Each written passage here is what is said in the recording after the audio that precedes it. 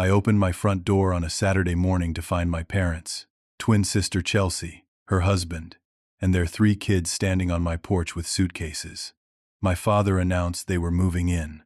I hadn't seen them in 23 years, not since they kicked me out at 11 and left me to survive in a tent behind the elementary school. Now they were acting like nothing happened, like they had every right to my home. I stood there in my doorway, frozen. My brain couldn't process what my eyes were seeing. The faces I'd worked so hard to forget were right there, older and weathered, but unmistakably them. My father looked exactly the same, just grayer. That same hard set to his jaw, those same cold eyes that had looked at me with such indifference when I was 11 years old. "Well, aren't you going to invite us in?" my mother said, and her voice cut through me like a knife. Sweet on the surface, poison underneath. I'd forgotten that tone, or maybe I'd just buried it deep enough that it couldn't hurt me anymore. I found my voice. "How did you find me?" Chelsea stepped forward, and I saw her clearly for the first time. My twin sister.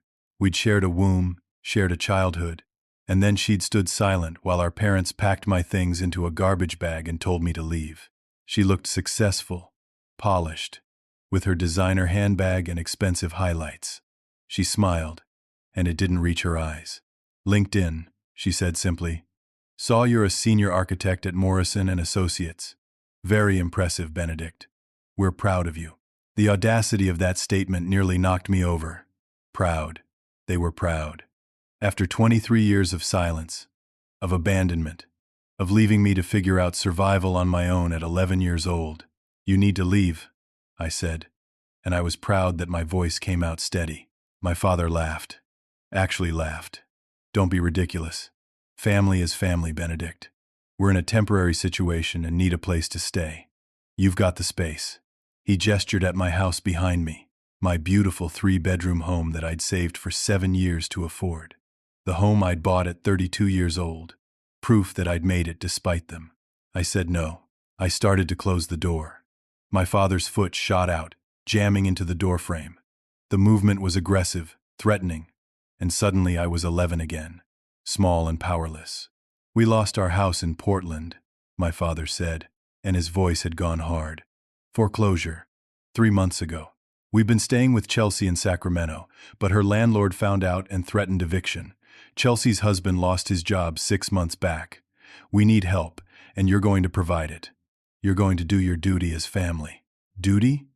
The word came out strangled. "You kicked me out when I was 11 years old. You left me homeless. You left me to die." "Don't be dramatic," my mother said, waving her hand dismissively. "You clearly survived just fine." Behind them, Chelsea's 3 kids sat on my porch steps, looking tired and confused. The oldest, maybe 12, stared at his phone. The middle child, around 9, picked at a scab on his knee. But the youngest, a little girl who couldn't have been more than 6, watched me with huge brown eyes. That's when I heard the car pull up. Amber, my girlfriend.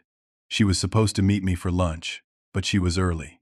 She got out of her Toyota, saw the crowd on my porch, and her expression shifted from confused to concerned. "Benedict? What's going on?" My father turned, sized her up in one sweeping glance, and sneered. "And who's this? The gold digger?" Amber's eyes went wide. I felt rage boil up inside me, white hot and overwhelming. "Get out," I said. "All of you. Now." "We're not going anywhere," Chelsea said, and there was steel in her voice. "We're family. You owe us. I owe you nothing. We gave you life," my mother said, and she had the nerve to look wounded. "Everything you have because we brought you into this world. The least you can do is help us in our time of need." The little girl, Chelsea's youngest, started crying. Just soft sniffles at first, then real tears. She was exhausted, I could see that. Dark circles under her eyes, slumped shoulders. These kids had been dragged around, probably living out of cars and cramped apartments, and it wasn't their fault. I looked at Amber. She shook her head slightly, a warning in her eyes. "Don't do it," that look said. "You'll regret it." But that little girl was crying, and despite everything, despite the 23 years of abandonment and pain, I couldn't turn away a 6-year-old child. 1 week, I heard myself say. You can stay 1 week maximum while you find an apartment. That's it. The change in my father's face was instantaneous. The desperation vanished, replaced by smug satisfaction. He smiled, and it was the smile of someone who just won a game I hadn't known we were playing. Chelsea smirked. Actually smirked. My stomach dropped. I'd made a terrible mistake. We'll just grab our things from the car, my father said cheerfully, pushing past me into my house like he owned it. Amber grabbed my arm as they all filed past. Benedict, this is a bad idea. I know, I whispered. I know. But it was too late. They were already inside. The first night wasn't terrible. They were on their best behavior, quiet and grateful, or at least pretending to be. My father thanked me for the hospitality. My mother cooked dinner, though she made pointed comments about my lack of proper spices. Chelsea's kids were loud but manageable. I told myself it would be fine. 1 week. 7 days. I could handle anything for 7 days. By day 2, things started shifting. I came home from work to find my father in my home office, sitting at my desk like he had every right to be there. He'd moved my architectural drawings, rifled through my papers, made himself comfortable. This is a nice setup, he said, gesturing at my dual monitors and drafting table. Must have cost a pretty penny. That's my workspace, I said, trying to keep my voice level. I need you to stay out of here. He ignored me. You know, when your mother and I were your age, we didn't have luxuries like this. We worked hard, real work, not sitting in an office drawing pictures. I bit back my response. 1 week. Just 1 week. Chelsea had taken over the guest bedroom but complained it was too small. She moved her family into my master guest suite without asking, the one with the private bathroom I'd renovated myself. When I objected, she said her kids needed the space. You're just one person, she said. We're a family of 5. Don't be selfish. My mother rearranged my entire kitchen on day 3. I came home to find all my cabinets reorganized, my nice organic food thrown out and replaced with generic brands. My coffee maker moved to a different counter. Your system made no sense, she said when I asked what happened. I fixed it. The kids destroyed my backyard. The garden I'd spent 2 years cultivating, with native California plants and a small vegetable patch, was trampled. My tomato plants were pulled up. The Japanese maple I'd babied through 3 summers had branches broken off. When I said something, Chelsea shrugged. Kids will be kids, don't be uptight. By day 4, I'd stopped inviting Amber over. She came once, took one look at how my family was treating me, and pulled me aside. They're walking all over you, she said. Set boundaries. I am. No, you're not. You're letting them destroy your home and your peace, and you're acting like it's fine. It's almost over. 3 more days. She looked at me with something like pity. If you think they're leaving in 3 days, you're fooling yourself. I set boundaries that night at dinner. Clear rules. No going in my office, no rearranging my house. The kids needed to respect the property, and they needed to be actively looking for apartments. My father listened with an amused expression. When I finished, he nodded slowly. Sure, he said. Whatever you say. It's your house. The next morning, I woke early for a big presentation at work. I needed to review my materials, finalize some drawings, check my notes. I went to my office and found my father asleep on the floor in there, using my blueprints as a blanket. He'd been going through my filing cabinet. Papers were everywhere. I woke him up, furious.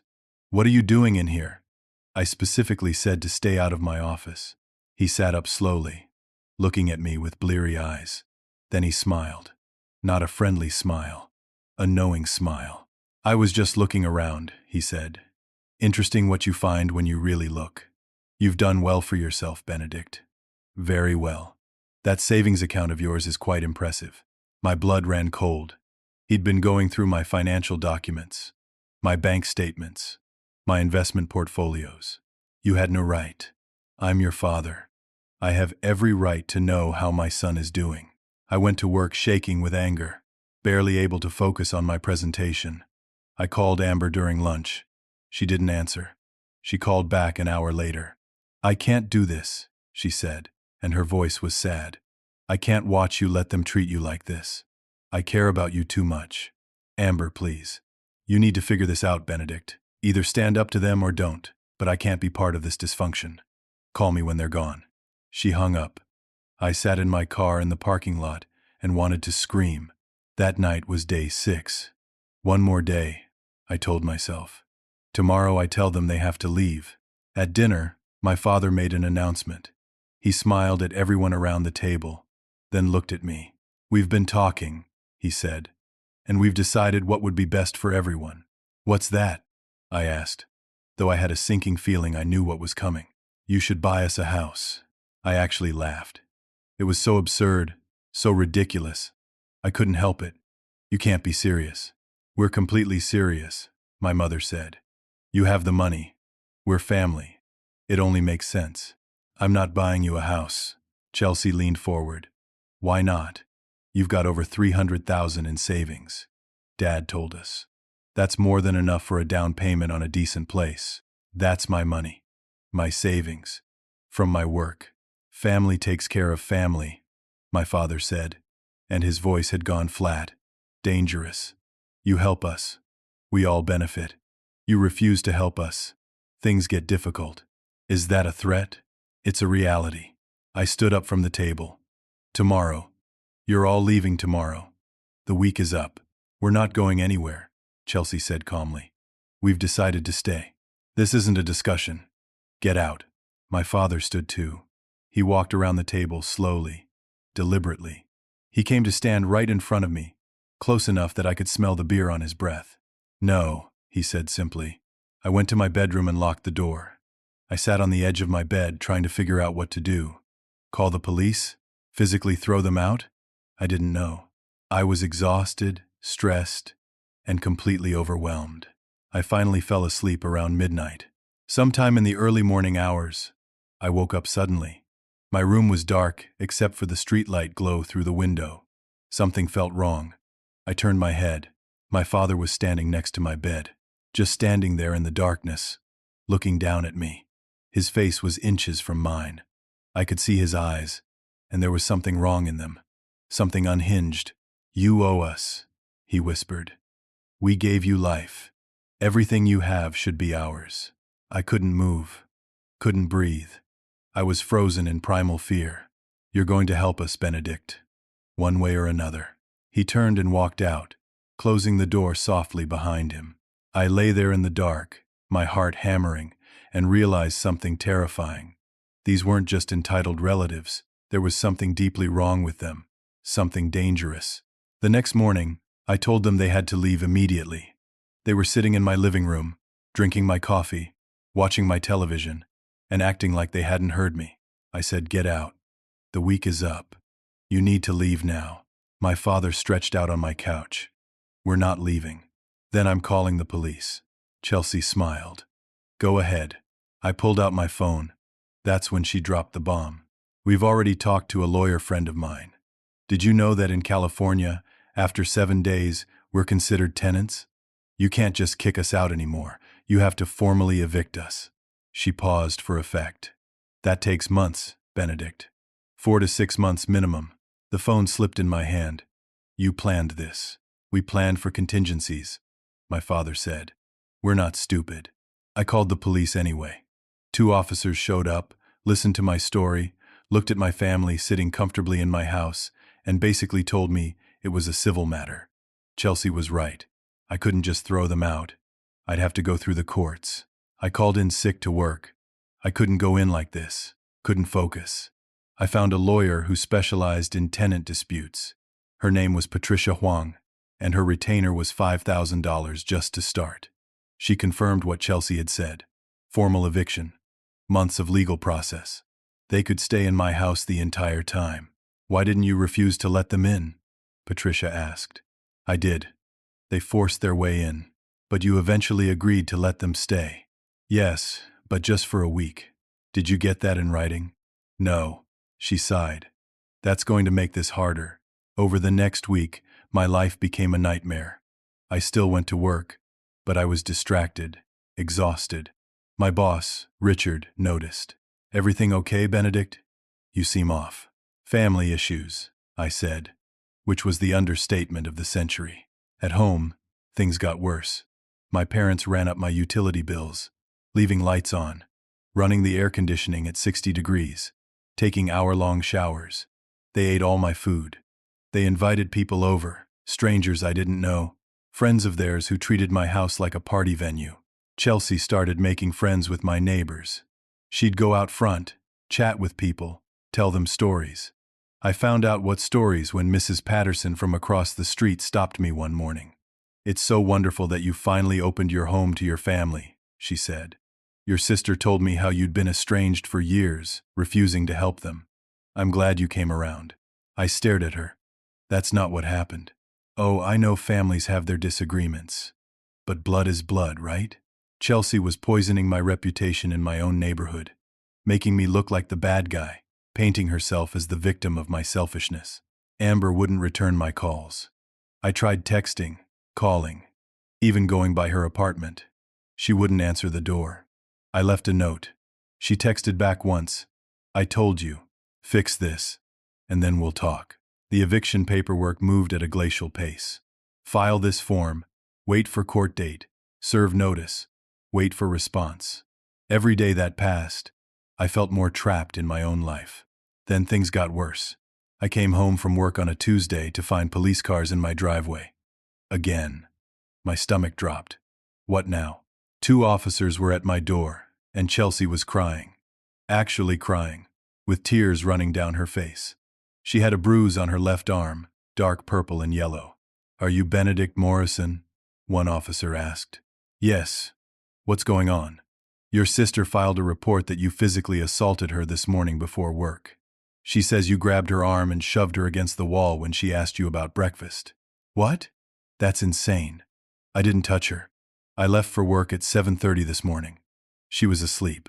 She has a bruise," the other officer said, pointing. I looked at Chelsea. She looked back at me, and for just a second, her tears stopped. She smiled, just a tiny smile, there and gone. She'd done this to herself. The bruise was self-inflicted. She was framing me. "I didn't touch her," I said, trying to keep calm. "This is a false accusation." "He's lying," Chelsea sobbed. "He's been angry ever since we got here. Today he just snapped." "Did anyone witness this?" an officer asked. "My kids heard it," Chelsea said. "They were in their room. The officers took my statement, took photos of Chelsea's arm, gave me a case number, and warned me to keep my hands to myself. They didn't arrest me, but the message was clear. I was now on record as a domestic violence suspect. After they left, I confronted Chelsea. "You did that to yourself. Prove it," she said. "Why are you doing this?" She leaned in close. "Because you have everything. You always thought you were so special, so smart. But Mom and Dad chose me. They kept me and threw you away. That means I'm worth more, and I'm going to take everything you have to prove it again." That night, I couldn't sleep. I sat in my bedroom with the door locked and chair wedged under the handle. I was terrified of my own family, trapped in my own house, watching my life fall apart piece by piece. The next day, I found Chelsea going through my bedroom drawers. She had my personal papers spread across my bed, my passport, my birth certificate, old photos I'd kept from my childhood. "Get out of my room," I said. She held up a photo. It was from when we were 10, a year before they kicked me out. Chelsea and I were at a birthday party, both smiling, arms around each other. Twins.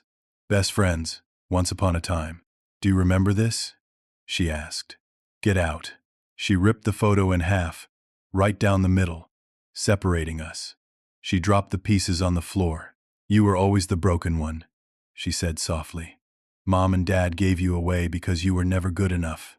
I was always better. Always." She walked past me, bumping my shoulder hard as she went. I picked up the torn photo pieces, stared at them, and something inside me started to harden. I couldn't take it anymore. 3 weeks had passed since they'd forced their way into my life, and I was unraveling. I needed to understand. After all these years, I needed to know why. I found my mother in the kitchen making coffee. It was early morning, before the rest of them woke up. I sat down at the table. "I need you to tell me the truth," I said. Why did you really kick me out? I was 11 years old. Your son. Why? She didn't even look at me. Just stirred sugar into her coffee. Calm as anything. You want the truth? Yes. She sat down across from me. Took a sip. Met my eyes. Money was tight, she said, like she was discussing the weather. We were struggling. Chelsea needed things. Piano lessons. Tutoring. Nice clothes for school. She had potential. She was going places. And I didn't? You were fine. Average. But Chelsea was special. Gifted. We had to make a choice about where to put our resources. I felt like I'd been punched. So you chose her and threw me away. We did what we had to do. You were extra. Unnecessary. 2 kids were too expensive, so we picked the one worth investing in. I was 11. You survived. She shrugged. Clearly. Look at you now. You turned out fine. You left me to die. Don't be dramatic. We knew you'd figure it out or social services would pick you up. Either way, not our problem anymore. She stood up, rinsed her cup in the sink. Chelsea was the right choice. Look how successful she is. I stared at her. Chelsea was broke, her marriage was failing, she'd committed fraud, and they'd all lost everything. But my mother lived in a delusion where her golden child was perfect. You feel no remorse at all? She looked at me like I was stupid. For what?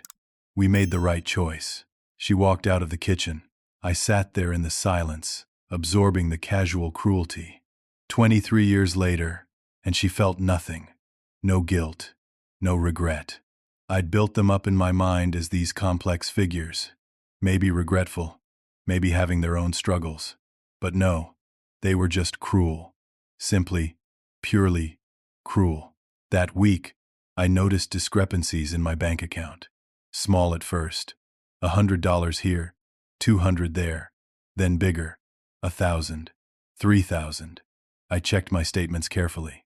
My checkbook was missing. I tore through my office, my bedroom, everywhere. It was gone. I called the bank immediately. Mr. Morrison, I'm showing several checks cleared in the last 10 days. Are these not legitimate? What checks? She read off the amounts. $15,000 total, written to cash, signed with my signature. I didn't write those. The signature matches what we have on file. I knew immediately what happened. My father. He'd stolen my checkbook and forged my signature. The night I'd found him in my office, he'd been planning this. I went to the bank in person, demanded to see the checks. The signatures were good, really good. He'd practiced, gotten it right, made them look legitimate enough. This is fraud, I told the bank manager. My father forged these. Do you have proof?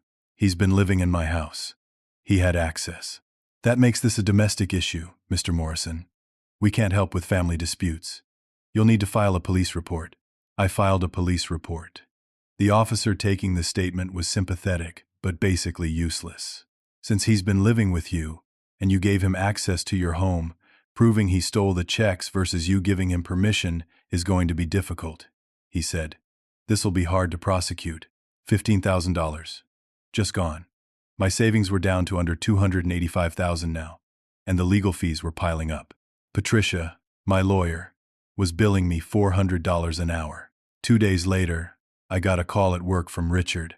Benedict, can you come to my office, please? His tone was serious. I went immediately, my stomach sinking. Richard sat behind his desk, looking uncomfortable. I received a call this morning from a man claiming to be your father. What did he say? He accused you of embezzling from clients. Said you've been falsifying billing records and pocketing the difference. The room spun. That's a lie. That's completely false. I believe you, Richard said carefully. But I have to take this seriously. We're going to need to do an internal audit.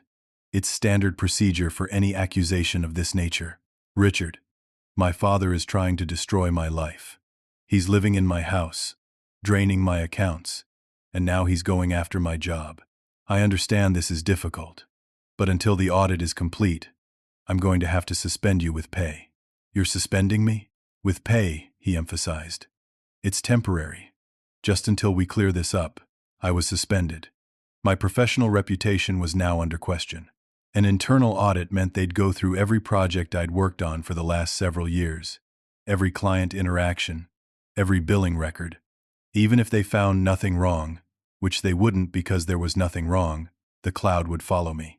I went home in a daze, pulled into my driveway and just sat in the car, unable to move. My phone rang. Unknown number. I answered. "Is this Benedict Morrison?" A woman's voice. "Yes. This is Sarah Chen from Morrison and Associates Accounting Department. I'm calling about your company credit card. There are several charges on here from the last week that we need to verify." "What charges?" She read them off. Restaurants I'd never been to, stores I'd never shopped at. Someone was using my company card. I barely used that card, kept it in my wallet for emergencies and work expenses. I checked my wallet. The card was there. Then I realized they'd copied the number. Probably when they went through my things. "Those aren't my charges. They're on your card, Mr. Morrison." More fraud, more theft, more evidence they could use to make me look bad. That evening, Chelsea's husband approached me. His name was Derek, and he'd been mostly silent this whole time, just existing in my space like a ghost. Now he cornered me in the hallway. "I've been recording you," he said quietly. "What?" "Your angry outbursts, your threats. I've got hours of recordings on my phone." He smiled. "We're building a case for a restraining order. Domestic violence. You're going to lose everything." I realized the recordings existed, but they'd be edited, cut to remove all context, to make me look unstable and violent when really I was just responding to their constant provocations. I was trapped. Completely, utterly trapped. My lawyer called that afternoon with more news. Bad news. "Your parents filed a lawsuit," Patricia said. "They're claiming you made a verbal promise to support them financially in exchange for raising you, and now you're reneging on that promise. That's absurd. They're also alleging elder financial abuse for trying to evict them. They're suing for breach of contract and seeking financial damages." "How much?" $200,000. I actually laughed. It was either laugh or scream. They're suing me for elder abuse while they're robbing me blind? "Welcome to family law," Patricia said dryly. "This is going to cost you more in legal fees. We're looking at another $20,000 minimum to defend against this." My savings were evaporating. My job was in jeopardy. My relationship was over. My reputation was destroyed. And I was legally bound to let these people continue living in my house for months while they systematically dismantled my entire life. That night, I tried one more time to reach Amber. I needed someone, anyone, to tell me I wasn't crazy. She answered, "Benedict, please. I need to talk to you. I can't do this. I'm sorry. 5 minutes. Please." She sighed. "Fine. 5 minutes." We met at a coffee shop. She looked tired, sad. I probably looked worse. I told her everything. The assault accusation, the stolen money, the lawsuit, my job suspension. She listened, her expression growing more horrified. "This is insane," she said. "You need to fight back." "I'm trying. But they're always one step ahead." She reached across the table, squeezed my hand. "I'm sorry I wasn't there for you. I just couldn't watch you destroy yourself." "I know. But Benedict, you need to understand something. These people are dangerous. This isn't just about money or a place to live. They're trying to completely annihilate you." "I know." She pulled her hand back. "There's something else. Your sister contacted me. Multiple times. My blood went cold. When? Last week. She found me on social media. Messaged me. Said terrible things about you. That you were abusive, controlling. That you'd been violent with her. She sent me photos of bruises. Claimed you did it. She tried really hard to turn me against you. I never touched her." "I know. But Benedict, she's thorough. She's building a case, creating evidence, lining up witnesses. She asked me questions about your finances, your accounts, where you keep your money. She was fishing for information. They'd gone after Amber too. Tried to use her against me." I drove home that night feeling more alone than I'd felt since I was 11 years old, sleeping in that tent, wondering if I'd survive. I pulled into my driveway and just sat there, unable to go inside. My house, my sanctuary, the proof that I'd made it despite everything, had become my prison. I put my head on the steering wheel and broke down completely, just sat there in my car and sobbed like I hadn't cried since childhood. Great heaving sobs that shook my whole body. They'd taken everything. My home, my money, my job, my girlfriend, my reputation. Everything I'd built in 23 years of clawing my way up from nothing, they were destroying piece by piece. And I couldn't stop them. I couldn't go back inside. I just couldn't. The thought of walking through that door, seeing their faces, sleeping under the same roof as people who hated me this much, made me physically ill. I checked into a motel, a cheap place off the highway, $79 a night. I texted Patricia that I'd be staying elsewhere, but to keep that information confidential. I didn't want them to know where I was. For 3 days, I lived in that motel room. I still paid my mortgage. Still paid all the utilities on a house I couldn't stand to be in, while my family lived there rent-free, destroying what was left of my life. The internal audit at work dragged on. Every day I called. Every day they told me they needed more time. My reputation was being shredded with every hour that passed, even if they eventually found nothing wrong. My savings account was down to $70,000, from $300,000 to $70,000 in less than 2 months. Legal fees, stolen money, credit card fraud charges I was disputing. The motel, everything. I was hemorrhaging money. I sat in that motel room on the 4th night and seriously considered just walking away, selling the house, taking whatever equity I could get, leaving California entirely, starting over somewhere else where they couldn't find me. But that meant they won. That meant they'd taken everything and faced no consequences. My phone rang. Unknown number. I almost didn't answer. Figured it was another bill collector or more bad news. Hello? Is this Benedict Morrison? An elderly man's voice. Unfamiliar. Yes. Who's this? My name is Walter Green. I'm your neighbor. Live in the house directly next door to yours. I tried to place him. I'd seen an older man next door a few times, always working in his garden, but we'd never really talked. Okay. What can I do for you? I need to talk to you. In person. It's about your family. Something in his tone made me pay attention. What about them? Not over the phone. Can you meet me somewhere? We met at a diner 20 minutes later. Walter was in his late 70s, white-haired, with sharp blue eyes that didn't miss anything. He ordered coffee. I ordered nothing. I've been watching what's happening at your house, he said without preamble. Your family. The way they treat you. I've seen everything. Okay. I've been documenting it. Taking notes, photos, videos from my security cameras. Your sister deliberately bruising herself before calling the police. Your father stealing items from your garage. The kids destroying your property. All of it. Hope flickered in my chest for the first time in weeks. You have proof? Hours of it. I'm old, Mr. Morrison, but I'm not senile. I know abuse when I see it. And what they're doing to you is abuse. Why are you helping me? He took a long sip of coffee. Because I knew your parents. Years ago. Before you were born. I leaned forward. What? Your father and I worked together briefly in Portland. This was back in 1988, 89. We were both in sales at the same company. He got fired for embezzling from client accounts. This wasn't petty theft. We're talking $50,000. And that's in 1980s money. He was prosecuted, convicted, did 18 months in prison. My father had a criminal record. For fraud. For the exact kind of thing he was doing to me now. There's more, Walter continued. After he got out, he and your mother had massive debt. Legal fees, restitution payments, ruined credit. They were desperate. That's when they had you and your sister. Twins meant double the expenses. They couldn't handle it. So they got rid of me. They didn't just get rid of you, son. They were planning to disappear. Your mother told my wife at the time that they were thinking of just leaving, going to Canada or Mexico, starting fresh.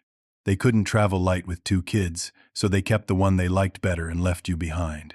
They expected me to die, or get picked up by social services, which would have made you a ward of the state. Either way, not their problem. When you survived on your own and eventually thrived, they stayed away because they were afraid. Afraid you'd report them, afraid you'd expose what they did, afraid you'd ruin their fresh start.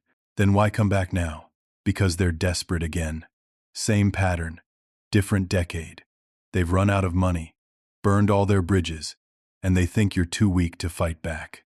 They think they can take everything you have, and you'll just let them. I felt something shift inside me, a hardness forming where there'd been fear. I'll testify, Walter said. Everything I've witnessed. I'll give you copies of all my recordings. And my granddaughter is an investigative journalist for the Sacramento Bee. She's very interested in this story. Why are you doing this? Because your parents are predators. They were predators 35 years ago, and they're predators now. Someone needs to stop them. I shook his hand. For the first time in weeks, I felt like maybe, just maybe, I had a chance. Then my phone rang. Patricia, Benedict, we have a problem. Your parents filed for a temporary restraining order against you. They're claiming you've been threatening violence, and they fear for their safety. What? That's insane. The court granted it. It's temporary, 30 days. But during that time, you're legally prohibited from going within 500 feet of them. They're in my house. I know. Which means you're barred from your own home. If you violate the order, you'll be arrested immediately. I closed my eyes. They'd done it. They'd legally taken my house from me. There's a hearing in 2 weeks to determine if it becomes permanent. We'll fight it then. But for now, you need to stay away. I hung up, looked at Walter. They just got a restraining order. I can't go home. Walter's expression hardened. Those evil sons of he caught himself. My offer stands. I have evidence. We're going to stop them. I sat there in the diner, homeless again, just like when I was 11. My house stolen from me. My life in ruins. Everything I'd built taken away. But there was a difference this time. I wasn't 11 anymore. I wasn't helpless. I wasn't alone. And I was done being a victim. My phone rang again. My father. I answered. Hello, Benedict. His voice was smug, triumphant. Just wanted to let you know the house is ours now. The restraining order is good for 30 days, but we'll get it extended. You'll never get back in. We're going to live here as long as we want, and there's nothing you can do about it. You'll be homeless again, just like you should have been, just like you deserve. Something in me snapped. Not broke. Snapped into place. You made a mistake, I said quietly. What's that? You reminded me who I really am. You reminded me that I survived being homeless at 11, that I built a life from nothing, that I'm stronger than you ever gave me credit for. You're weak. No. I was weak when I let you into my house. I was weak when I tried to show you mercy. But you've just spent 2 months teaching me exactly who you are, and now I'm going to show you who I've become. I hung up. Walter smiled. There's the fighter. I need to make some calls, I said. It was time to stop defending and start attacking. I stopped acting like a victim and started acting like what I really was. A survivor. A fighter. Someone who'd clawed his way up from nothing and wasn't about to lose everything to the people who'd tried to kill him. First move. I hired a private investigator. His name was Marcus, came highly recommended by Patricia, and cost me $3,000 for a week of work. I gave him everything I knew about my family and told him to dig. Second move. I met with Walter's granddaughter, the journalist.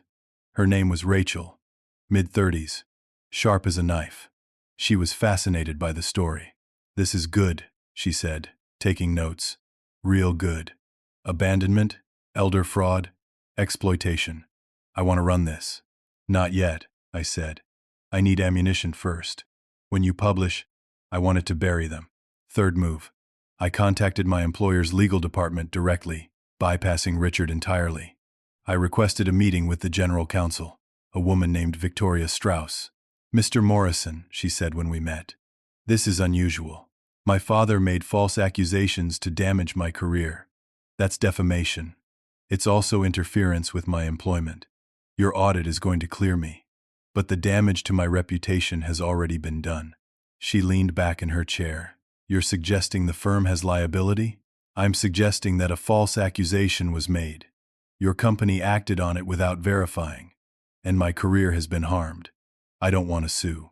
I want to be reinstated immediately, and I want the company's legal resources to help me pursue charges against my father. She studied me for a long moment. Let me make some calls. The audit results came back 2 days later. Completely clean. No evidence of any wrongdoing. Of course there wasn't. The accusations were pure fabrication. Victoria called me personally. You're reinstated effective immediately with full back pay. And our legal department is prepared to pursue defamation charges against your father if you want to proceed. I do. Good. We don't take kindly to people making false accusations against our employees. Meanwhile, Marcus was working magic. He called me after 5 days. You're not going to believe what I found. He'd gone deep, really deep. My father had 3 active warrants in Oregon for unpaid restitution from his original fraud conviction. The payments had stopped 6 years ago, and no one had bothered to track him down until now. But the warrants were valid. Chelsea's husband Derek had a record too. 2 restraining orders from ex-girlfriends for harassment and stalking. One had expired, but the other was still active. He wasn't supposed to be in California at all. Chelsea herself was a goldmine. 6 maxed-out credit cards under her name. But worse, she'd opened 3 credit cards using her kids' social security numbers. Identity theft, fraud, federal crimes. This is enough to bury them, Marcus said. What do you want me to do with it? Send everything to my lawyer and make copies for the journalist. Patricia filed counter-motions immediately. She included all the evidence Marcus had gathered, plus Walter's testimony and recordings, plus the documentation of the stolen money and forged checks. The hearing for the permanent restraining order was in 1 week. We were going to war. I also did something else. Something I probably should have done immediately. I reached out to Amber's best friend, Stephanie. I need you to give this to Amber, I said, handing her a thumb drive. It's got everything. Documentation of what they've done. Proof that Chelsea's accusations were false. Evidence of the fraud. I need her to know the truth. Stephanie looked skeptical. She's really hurt, Benedict. I know. Just please, give it to her. 2 days later, Amber called me. I saw everything, she said, and her voice was shaking. Chelsea contacted me 7 times. She was so convincing. She had photos, stories. Everything seemed real. I know. I'm so sorry I didn't believe you. You didn't have all the information. That's on me for not fighting harder to show you. Can we meet? We met that evening. She hugged me for a long time. I should have trusted you, she said. They're very good at what they do. She pulled back, looked at me seriously. What's the plan? I told her everything. The evidence, the hearing, the journalist, the criminal charges we were preparing. She listened, and when I finished, she smiled. Destroy them. The hearing arrived. I walked into that courthouse with Patricia, Marcus's full report, Walter's testimony queued up, and a determination I hadn't felt in years. My family was there. My father in a cheap suit, trying to look respectable. My mother playing the wounded elder. Chelsea in her nicest dress, playing the concerned sister. They saw me and my father smiled. Confident. Smug. He had no idea what was about to hit him. The judge reviewed the restraining order petition first. My father's lawyer, a public defender who looked overworked and underprepared, argued that I was a threat to my elderly parents and vulnerable sister. Then Patricia stood up. Your Honor, I'd like to present evidence that this restraining order was obtained under false pretenses as part of a systematic campaign of fraud, theft, and exploitation. She laid it out methodically. The forged checks, the stolen money, the false assault accusation with video evidence showing Chelsea self-inflicting the bruise, the company credit card fraud, the lawsuit filed in bad faith. Walter testified. Calm, credible, unshakable. He described everything he'd witnessed over 2 months. The judge listened intently. Then Patricia dropped the hammer. She presented Marcus's findings. My father's outstanding warrants. Derek's restraining order violation. Chelsea's identity theft of her own children. The judge's expression went from neutral to disgusted. Mr. Morrison, she said to my father, do you have anything to say in response to these allegations? His lawyer tried to spin it. Your Honor, these are just misunderstandings. Family disagreements blown out of proportion. These are crimes, the judge interrupted. Multiple crimes. Some of them federal offenses. She turned to me. Mr. Morrison, the younger. The restraining order is dissolved immediately. Furthermore, I'm issuing an emergency eviction order. Your family is to vacate your property within 72 hours. If they fail to comply, law enforcement will remove them." My mother gasped. Chelsea went pale. My father just stared at the judge in shock. Additionally, the judge continued, "I'm ordering full restitution. The respondents are jointly liable for $120,000 to cover documented theft, property damage, and legal fees. If they fail to pay, I'll issue a lien against any assets they may have." She looked at my father with pure contempt. "You abandoned your son when he was 11 years old, left him homeless, and now you've returned to exploit him as an adult. This court finds your conduct reprehensible. I'm referring this entire matter to the district attorney's office for criminal prosecution." She banged her gavel. "We're adjourned." I walked out of that courthouse in a daze. Patricia was grinning. "That went better than I expected. What happens now?" "They have 72 hours to leave. If they don't, sheriff's deputies will physically remove them, and all their belongings will be placed on the curb." Outside the courthouse, my father tried to approach me. 2 deputies stepped between us. "Stay away from him," one said. "You heard the judge." Chelsea tried one last manipulation. She brought little Emma forward, tears streaming down her face. "You're really going to make your niece homeless?" Chelsea demanded. "She's 6 years old." I looked at Emma. She was crying, confused, scared. None of this was her fault, but I couldn't save her by sacrificing myself. I knelt down to Emma's level, spoke gently. "Your mom and your grandparents made some very bad choices. They hurt people and broke the law. I hope when you grow up, you'll make better choices than they did. But I can't let them keep hurting me." I stood up, looked at Chelsea. "Get her away from me." I walked away and didn't look back. 2 weeks later, I got a call from a federal agent. The FBI had arrested my father for mortgage fraud. That night, I'd found the hidden documents, the forged mortgage application. They'd taken it seriously. Federal mail fraud, wire fraud, identity theft. He was facing 10 years minimum. Chelsea and Derek were evicted from their rental property. I heard through the neighborhood gossip chain that they'd moved to Arizona, staying with Derek's parents. My mother called me once. Just once. "Please," she said, and she was crying. "We need help. Your father is going to prison. Chelsea has nothing. We're desperate. You threw me away when I was 11 because I was inconvenient," I said. My voice was steady, calm. "You taught me that I had to survive on my own, that family doesn't matter, that only the strong survive. I learned that lesson very well. I survived. I thrived. And now you're learning what it's like to face consequences.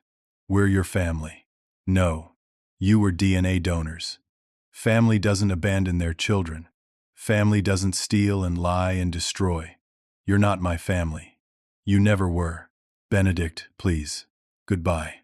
I hung up, blocked the number, deleted the contact. It was over. 3 months after the hearing, I stood in my house and barely recognized it. In a good way. The first thing I'd done when the sheriff removed my family was hire a professional cleaning service. Deep clean, everything. Then I'd hired contractors to repair all the damage. The holes in the walls, the broken fixtures, the destroyed garden, the burned personal items. It cost me $42,000 to restore my home, but insurance covered most of it once I provided all the documentation of what my family had done. Amber helped me pick out new furniture, new paint colors, new everything. We were erasing every trace of them. "This is your fresh start," she said, standing in my renovated living room. "Your real home now." She'd moved in 2 weeks ago. We were taking it slow, but things were good. Really good. The legal aftermath took longer. My father was convicted on multiple federal charges. 8 years in federal prison. He'd die there probably, given his age and health. Chelsea avoided prosecution by agreeing to a plea deal that involved repaying the money stolen through her kids' identities and 5 years probation. If she violated probation, she'd serve 3 years in prison. Last I heard, she and Derek were struggling in Arizona, barely getting by. My mother disappeared. I didn't know where she went, and didn't care. The restitution order stood. I received payments every month, small amounts they could barely afford. But it was something. I didn't need the money anymore. My savings had recovered. Work was going great. Richard had promoted me to lead architect on a major downtown development project, but I wanted them to pay every month. I wanted the reminder that actions have consequences. Rachel's article published in the Sacramento Bee. It went viral. My story spread across social media, television news, everywhere. I did 2 interviews, both anonymous, just my voice altered. I told my story from 11 years old to now. The response was overwhelming. Thousands of messages of support, offers of help from strangers. Most importantly, connections from other people who'd been abandoned as children, who'd survived homelessness, who understood. That's when I had the idea. I used $50,000 of my savings to establish a nonprofit, the Second Chance Foundation, dedicated to helping homeless youth. Kids aged 10 to 18 who were living on the streets, in shelters, in tents like I had. We provided emergency housing, legal assistance for emancipated minors, job training, education support, counseling, everything I'd needed when I was 11 and had no one. The first scholarship we awarded was called the Benedict Morrison Resilience Scholarship, named after the 11-year-old boy who refused to give up. $5,000 for housing and education, awarded to homeless youth working to build better lives. Walter became one of our biggest donors and volunteers. At 78 years old, he was out there helping kids, sharing his story, being the kind of adult I'd needed back then. "You're doing good work," he told me at our first fundraiser. "I had a good example," I said. It was Thanksgiving, a year after that terrible Saturday morning, when I'd opened my door to find my family on my porch. Amber and I hosted dinner at our house. Our house.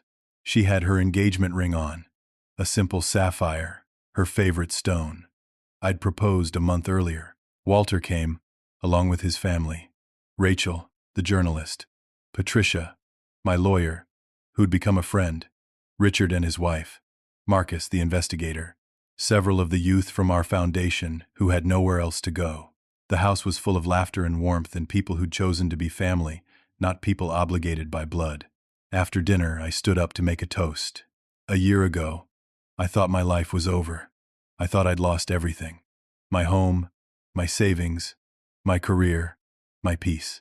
The people who should have protected me when I was a child came back to destroy me as an adult. Everyone was quiet, listening. But what they didn't understand is that abandoning me at 11 was the worst thing they could have done to themselves, because it taught me something they never learned. It taught me that survival isn't about taking from others. It's about building something real, something earned, something no one can take away because it's not made of money or houses or things. It's made of character. I looked around the room at all these faces, these people who'd stood by me. They tried to break me. Instead, they reminded me how strong I really am. And they gave me the greatest gift, even if they didn't mean to. They showed me what real family looks like. It doesn't look like them. It looks like all of you. Amber squeezed my hand. Walter raised his glass. Real family is the people who show up when things are hard, who stand by you when it would be easier to walk away, who celebrate your victories and mourn your losses and never, ever abandon you. I raised my glass. To family, the one we choose. To family. Everyone echoed. Later that night, after everyone had gone home, I stood in my backyard. The garden was beautiful again, better than before. Native plants thriving in the California Sunday. The Japanese maple strong and healthy, new branches growing where the broken ones had been. Amber came out, wrapped her arms around me from behind. "You okay?" "Yeah, I'm good. Really good." "Any regrets?" I thought about it. About my parents, probably broke and miserable somewhere. About Chelsea, struggling in Arizona. About my father in prison. Did I feel bad for them? No. They made their choices, I said. Every single one of them. They chose cruelty when they could have chosen kindness. They chose exploitation when they could have chosen support. They chose to take instead of give. Those were their choices, and now they live with the consequences. And you? I choose differently. Every day. I choose to build instead of destroy, to give instead of take, to be the person they never were. She rested her head against my back. "I'm proud of you. I'm proud of me too." And I was. Standing there in my backyard, in my home, with my chosen family and my hard-won life, I was proud. Proud of the 11-year-old who survived. Proud of the 34-year-old who fought back. Proud of every choice I'd made to become someone better than the people who'd raised me. They'd tried to break me. They'd tried to take everything. But they'd forgotten one crucial thing. I was a survivor. And survivors don't just endure. We thrive. Now, I want to hear from you. Have you ever had to stand up to family members who tried to take advantage of you? How did you handle it? What would you have done in my situation? Drop your thoughts in the comments below. And if this story resonated with you, if it reminded you that you're stronger than the people who tried to break you, please hit that like button and subscribe to the channel. Share this story with someone who needs to hear it, someone who's fighting their own battle and needs to know they're not alone. Thank you for listening to my story. I hope it reminds you that no matter how dark things get, no matter how impossible the situation seems, you have the strength to overcome. You have the power to choose who you become. And you deserve people in your life who see your worth. Take care of yourselves. And remember, family is what you make it, not what you're born into. Until next time,